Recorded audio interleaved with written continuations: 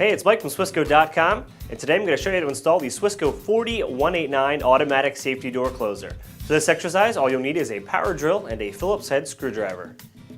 Now this adjustable security door closer can be installed on screen doors, storm doors, or an interior wood door like we have here today. Now you want to go and install it on the jamb of the door, and make sure you keep it out of the way of any obstacles that may be around your door. When you decide on where you want to install the door closer, note that there's an arrow on the closer, and make sure that arrow is pointing toward the door. Grab your pencil and mark your screw hole locations. And then take your drill and drill pilot holes for the screws. I'm using a 3/32 inch drill bit. Once your pilot holes are drilled, place the door closer on the jamb with the arrow facing toward the door and fasten your screws.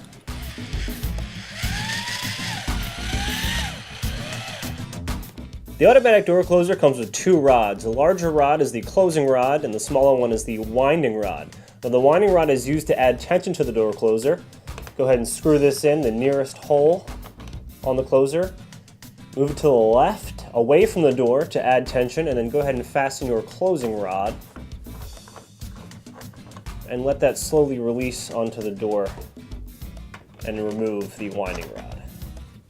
Now the last step is going to be to attach your slide to the door, and go ahead and put this into position and make sure the closing rod touches the slide slightly before the screw hole.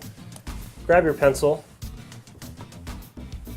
mark your hole, and then drill your hole and fasten the slide to the door.